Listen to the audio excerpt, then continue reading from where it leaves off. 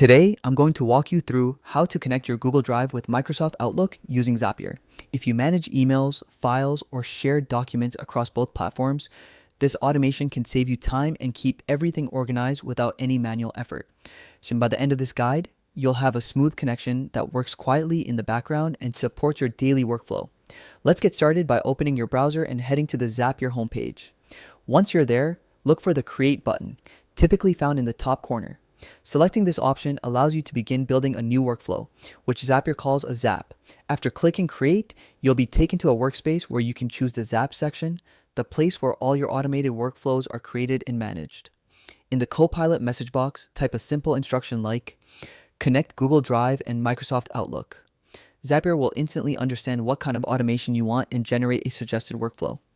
When the list of recommended steps appears, click Add all steps to Zap. This sets up a complete outline of the automation you're about to activate. Your next step is selecting a trigger event. This is the action happening in Google Drive that will start your automation. For example, you might choose a trigger that activates whenever a new file is added to a specific folder. After choosing your trigger, Zapier will ask you to sign in to your Google Drive account. Follow the prompts and then click Test to confirm that your connection is working correctly. Once your trigger is ready, it's time to set up the action event in Microsoft Outlook.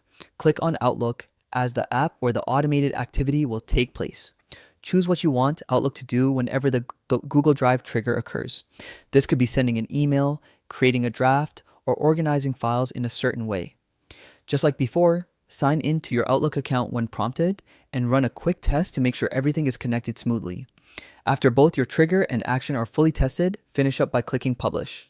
Your new Zap is now active and will automatically manage tasks between Google Drive and Outlook based on the conditions you set.